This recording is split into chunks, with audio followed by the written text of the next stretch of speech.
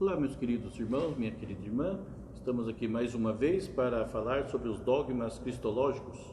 Antes de tudo, vamos fazer uma oração para que o Espírito venha conduzir essa nossa fala, para que a minha fala e a compreensão de todos seja segundo os critérios que Deus nos quer passar.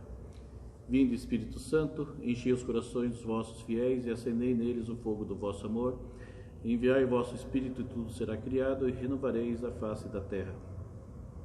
Deus, que instruísse os corações dos vossos fiéis com a luz do Espírito Santo, fazendo que apreciemos retamente todas as coisas, segundo o mesmo Espírito, e gozemos sempre da sua consolação, por Cristo Senhor nosso. Amém. Pai, Filho e Espírito Santo. Amém. Então, dando sequência ao nosso estudo, essa é apenas uma abordagem bem, digamos, simples, do fato aqui dos dogmas cristológicos. Uma das finalidades desse estudo é para que reconheçamos esses dogmas, com vistas à festa de Cristo Rei, mas é também para que nós tenhamos esse contato com Jesus de uma maneira um pouco mais profunda, para que nós, através do nosso conhecimento, como dizia Agostinho, não se pode amar sem conhecer, eu tenho que conhecer para amar, e quanto mais conhecemos Cristo, mais amamos. E amar para quê? Amar para nos entregarmos mais, para que possamos adentrar mais nesse mistério que é a santificação, nesse processo, nesse caminho de cristologização, digamos assim. Nós temos que tornar-nos outros Cristos, E só podemos fazer isso se nos identificamos, se conhecemos, se exploramos essa faceta. Sem conhecer fica uma fé muito superficial, Uma fé onde eu creio, mas também não sei se creio de tudo, e se não creio de tudo não me entrego, e se não me entrego eu não entro no processo de santificação. E se nós não estamos aqui nessa vida para santificarmos, como diria Dom Bosco, a nossa vida será uma perda de tempo, Faremos muitas coisas, produziremos talvez muitas coisas, mas de fato não é para isso que viemos. A finalidade então da vida do cristão é a glorificação de Deus. E nós temos essa vantagem grande de termos esse apoio dentro do magistério da igreja, da tradição e da própria comunidade eclesial. Então, como já foi dito, um dogma, o que ele é? Ele é uma revelação onde Deus se quis revelar ao homem, e a igreja ela é incumbida, tem a incumbência de guardar no depósito da fé essa verdade revelada, a qual, através do magistério, do Papa e dos bispos, é nos transmitido pela tradição também. A Igreja Católica, ela não se baseia apenas na sola Escritura, só na Bíblia, tanto é que a Bíblia nasceu da experiência do povo de Deus, depois que foi revelado e foi escrito. Nós temos na Igreja Católica então toda essa riqueza que é a tradição. Então a Igreja nos transmite pelas catequeses, pelas homilias, de maneira que for, pelos escritos também, principalmente, toda essa gama dessa revelação dada por Deus a nós. Então hoje vamos um pouco falar sobre esse segundo dogma, que fala: Jesus possui duas naturezas que não se transformam nem se misturam. Cristo é possuidor de uma íntegra natureza divina e de uma íntegra natureza humana. E a prova está nos milagres e no padecimento. Então, em Cristo, o que esse dogma quer dizer é que existe uma única pessoa, Jesus Cristo, que possui duas naturezas, a divina e a humana. Elas não se contradizem, mas elas também não se misturam, Não é o Cristo homem que perde a sua liberdade para que assim o Cristo Deus domine, de maneira que o Cristo homem se torne um objeto ou um boneco a ser manipulado pela natureza divina. Seria como se nós, seres humanos, fôssemos criados predestinados, de uma maneira entendida erroneamente, onde já está destinado o seu caminho. Não haveria então liberdade. Cristo morreria então à toa na cruz. A morte de Cristo na cruz se deu por uma finalidade, para a nossa salvação. Não haveria por que dar-se se nós nos salvássemos por nós mesmos. Se eu não necessito de Cristo, sou apenas um objeto que está ali sendo manipulado, não há liberdade, logo não há culpa. Se não há culpa, não há necessidade de remissão, né? Quais são as heresias que mais ou menos a gente está aqui julgando? Porque quando se formou esses dogmas dentro do credo apostólico, do credo do niceno-constantinopolitano, elas se deram porque no começo houve muita confusão, né? E a igreja foi sempre salientando, pautando-se no que é verdade, dos adereços da verdade. Porque muitas vezes a heresia, ela não nasce muitas vezes de uma luta enfreada contra a igreja, ou contra Cristo, ou contra Maria, né? Muitas vezes surge por uma questão de adequação à fé, né? Pensar que naqueles primeiros séculos a igreja nasceu também numa tradição helenística, né? Onde a filosofia grega estava muito imbuída dentro do pensamento.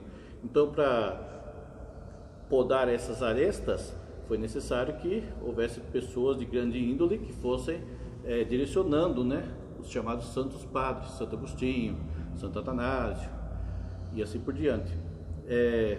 Então essas heresias muitas vezes não surgiram de forma a criar um cisma definitivo, e acredito eu que mediante a providência divina que permite que ocorra essas coisas, para que então a fé seja mais límpida, né, mais pura, e que seja reta. E essa é a tradição da igreja de 2000 anos já, que vem nos passado através do magistério, né, dessa fé pura, né? Então a igreja pode mudar o dogma? Não, né? A igreja não pode. A verdade é revelada. O que se faz com o dogma é transmiti-la de uma maneira a que as gerações vão tentando compreendê-lo melhor, para que assim viva melhor, para que assim adeque a Cristo na sua vida de melhor maneira, né? A finalidade de toda a catequese, ou dessa explicação dogmática, ou da igreja em si, é fazer com que você, eu, nos encontremos com Cristo, e assim nós possamos nos cristificar, nos santificar, né? Algumas heresias ao qual esse dogma combateu. Ebionitas, contra essa verdade de fé, os ebionitas diziam que Cristo era um simples homem, ainda que santíssimo. É possível que já o apóstolo João tivesse em conta essa heresia ao afirmar que as coisas escritas no Evangelho são para que creiamos que Jesus Cristo é Filho de Deus. O adopcionismo, também uma heresia do século II, combateu a verdade da divindade de Cristo, afirmava que Jesus Cristo era Filho de Deus somente no sentido que é filho adotivo, né? Mais tardiário também, o arianismo, combate essa verdade ao afirmar que o Verbo não é pessoa divina, mas a primeira e mais perfeita das criaturas. Então, o que queriam esses primeiros concílios que foram firmando o dogma combater essas heresias e dizer: Jesus Cristo de fato era verdadeiro Deus e verdadeiro homem, uma única pessoa com duas naturezas.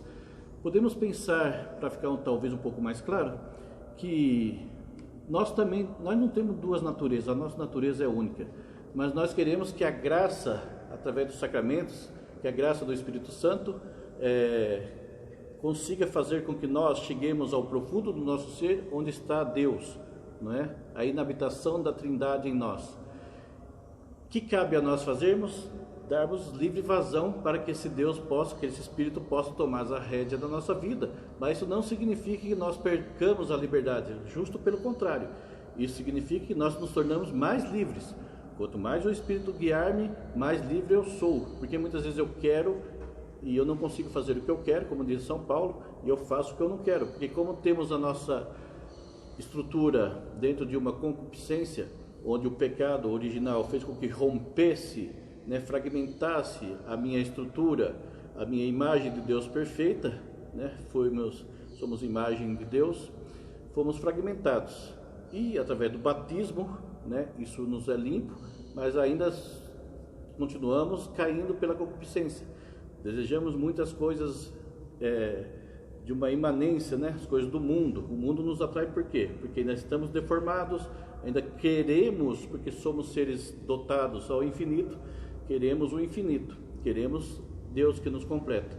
Cabe a nós então, cada vez mais, não é abrir mão da nossa liberdade, mas abrir mão muitas vezes de uma vontade errônea, e isso cabe também à inteligência, porque a inteligência bem formada, reta, deveria guiar a minha vontade para cumprir o desejo de Deus, que nada mais é que eu seja feliz.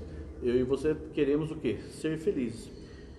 Em Cristo, então, há essas duas naturezas, elas não se misturam, mas elas não se atrapalham, né? Então aqui coloca o tema dos milagres e das dores. Então, quando Cristo chorou, a natureza humana chorou.